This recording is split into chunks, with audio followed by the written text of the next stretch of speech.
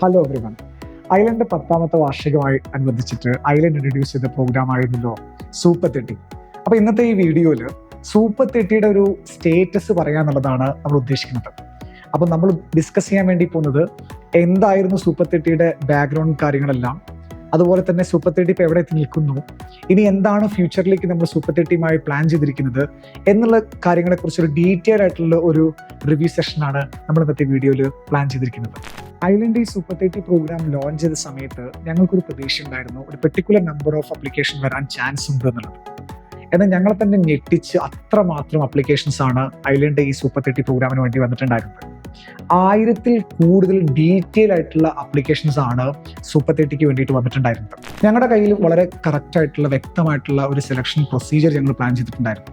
പക്ഷെ ഞങ്ങൾ നേരിട്ട ഏറ്റവും വലിയ ബുദ്ധിമുട്ടെന്ന് പറയുന്നത്, മുൻപേ പറഞ്ഞ പോലെ 1000-ൽ കൂടുതൽ ഡീറ്റെയിൽ അപ്ലിക്കേഷൻ വന്നതുകൊണ്ട് ഞങ്ങൾക്ക് കുറച്ച് സമയമെടുത്തു ഈ എല്ലാ പ്രൊഫൈലുകളും ക്രോസ് ചെക്ക് ചെയ്യാൻ വേണ്ടിയിട്ട്.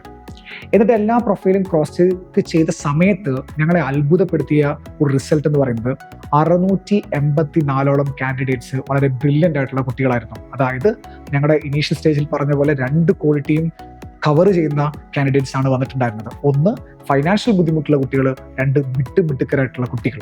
സെലക്ഷൻ പ്രോസസ്സിനെ പറ്റി വളരെ നല്ലൊരു ധാരണ ഞങ്ങൾക്ക് ആദ്യം മുതലേ ഉണ്ടായിരുന്നു. 3 പ്രോസസ്സുകളായിട്ടാണ് സെലക്ഷൻ നടത്താൻ ഞങ്ങൾ തീരുമാനിച്ചിട്ടുണ്ടായിരുന്നത്.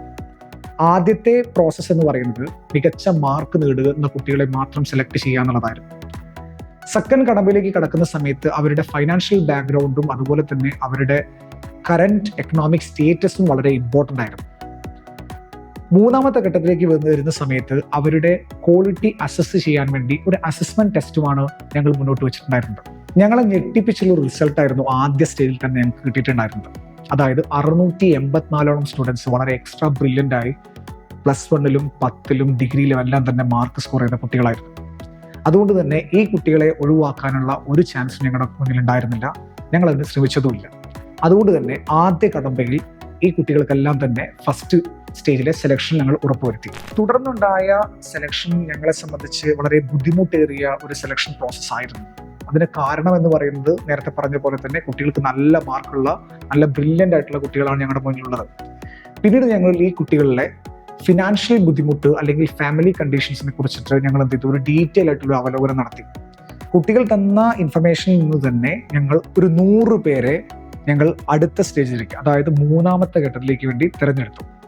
ഈ 100 പേരുടെ സ്പെഷ്യൽ ഫീച്ചർ എന്ന് പറയുന്നത്, ഇവർ എക്സ്ട്രാ ബ്രൈറ്റ് ആയിട്ടുള്ള കുട്ടികളാണ്. പ്രൈം മിനിസ്റ്റേഴ്സ് അവാർഡ് നേടിയിട്ടുള്ള കുട്ടികളുണ്ട്, ചീഫ് മിനിസ്റ്റേഴ്സ് അവാർഡ് നേടിയിട്ടുള്ള കുട്ടികളുണ്ട്, IIT, IIM, central universities, Kerala university toppers, ഇങ്ങനെയുള്ള രൂപത്തിലുള്ള കാറ്റഗറിയിലുള്ള കുട്ടികളാണ് വന്നിട്ടുള്ളത്. പക്ഷെ ഏറ്റവും അത്ഭുതം എന്ന് പറയുന്നത്, ഈ കുട്ടികളിൽ നിന്ന് അവരുടെ ജീവിത സാഹചര്യങ്ങളോട് പടപൊരുതി ഫൈറ്റ് ചെയ്തിട്ടാണ് അവർ ഈ മാർക്കെല്ലാം, ഈ അച്ചീവ്മെന്റ് എല്ലാം നേടിയിട്ടുള്ളത്. ഇതുവരെയാണ് ഞങ്ങൾ ഈ സ്റ്റേജിൽ എത്തിയിരിക്കുന്നത്. ഇനിയുള്ള ഫ്യൂച്ചർ സ്റ്റേജ് എന്ന് പറയുന്നത് ഈ 100 കുട്ടികളെ വെച്ച് ഒരു എക്സാം കണ്ടക്ട് ചെയ്യുക എന്നുള്ളതാണ്. സാധാരണ ഗതിയിൽ നടത്തുന്ന ഒരു എക്സാം അല്ല ഞങ്ങൾ പ്രതീക്ഷിക്കുന്നത്, പ്ലാൻ ചെയ്യുന്നത്.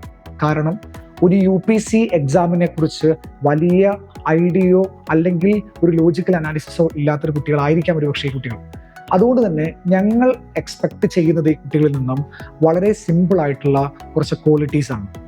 നല്ല രൂപത്തിൽ എഴുതാൻ അറിയണം, നല്ല രൂപത്തിൽ ലോജിക്കൽ ആപ്റ്റിറ്റ്യൂഡ് ഉണ്ടായിരിക്കണം, നല്ല രൂപത്തിൽ കാര്യങ്ങൾ കമ്മ്യൂണിക്കേറ്റ് ചെയ്യാൻ വേണ്ടി പറ്റുന്ന കുട്ടികളായിരിക്കണം എന്നതാണ് ഞങ്ങൾ പ്രതീക്ഷിക്കുന്നത്. ഈ സെലക്ട് ചെയ്യപ്പെട്ട മിടുക്കരായ 100 കുട്ടികൾക്ക് നെക്സ്റ്റ് സൺഡേ, അതായത് 27ന് ഞങ്ങളൊരു എക്സാം കണ്ടക്ട് ചെയ്യാനാണ് വിചാരിച്ചിരിക്കുന്നത്. ഈ എക്സാം കണ്ടക്ട് ചെയ്യുന്നത് വഴി ഞങ്ങൾക്ക് സൂപ്പർ 30യെ സെലക്ട് ചെയ്യാൻ വേണ്ടി പറ്റുമെന്നാണ് ഞങ്ങൾ വിശ്വസിക്കുന്നത്. ആ സെലക്ഷൻ പ്രൈമറിലി കണ്ടക്ട് ചെയ്യാൻ വേണ്ടി പോകുന്നത് ഞങ്ങൾ മുന്നേ പറഞ്ഞ പോലെ ഓഫീസേഴ്സ് ആയിരിക്കും കണ്ടക്ട് ചെയ്യാൻ വേണ്ടി പോകുന്നുണ്ടാവുക. ഞങ്ങളെ ഏറ്റവും കുഴപ്പിച്ച ചോദ്യം എന്ന് പറയുന്നത്, സൂപ്പർ 30യിലേക്ക് വരുന്ന സെലക്ഷൻ പ്രോസസ്സോ അല്ലെങ്കിൽ സൂപ്പർ 30യിൽ ബ്രില്യൻ്റ് ആയിട്ടുള്ള കുട്ടികളെ കിട്ടുമോ എന്നുള്ളതല്ല ഇപ്പം ഞങ്ങളുടെ മുന്നിൽ നിൽക്കുന്ന ക്വസ്റ്റ്യൻ. ഞങ്ങളുടെ ക്വസ്റ്റ്യൻ എന്ന് പറയുന്നത്, ഈ ബാക്കി വരുന്ന കുട്ടികളെ, അതായത് കറക്റ്റ് പറഞ്ഞാൽ 254ഓളം ബ്രൈറ്റ് ആയിട്ടുള്ള കുട്ടികൾ ഇതിൽ നിന്ന് ഔട്ട് ആവാനുള്ള ചാൻസസ് ഉണ്ട്. അവരെ എന്ത് ചെയ്യുമെന്നുള്ള വലിയൊരു ക്വസ്റ്റ്യനാണ് ഞങ്ങളുടെ മുന്നിൽ നിൽക്കുന്ന ഏറ്റവും വലിയ ക്വസ്റ്റ്യൻ. ഈ ക്വസ്റ്റ്യൻ സൊല്യൂഷൻ കൊടുക്കാൻ വേണ്ടി ഐലേൺ വളരെ വ്യക്തമായിട്ടൊരു ഡീറ്റെയിൽ ആയിട്ടുള്ള ഒരു മീറ്റിംഗ് കൂടുകയും അതിൻ്റെ ഭാഗമായി iLearn community four super 30 extension എന്ന് പറഞ്ഞൊരു ഗ്രൂപ്പ് തുടങ്ങാൻ ഞങ്ങൾ തയ്യാറായി. സോ ഐലൻഡിനെ സംബന്ധിച്ചിട്ട് ഐലൻഡ് ഓൾറെഡി തന്നെ ഒരു കാര്യം ഉറപ്പായിരിക്കും, ഞങ്ങൾക്ക് ഞങ്ങളുടെ ഉദ്ദേശമായ സൂപ്പർ 30 എന്തായാലും കിട്ടും എന്നുള്ള ഉറപ്പായിരിക്കുന്നു.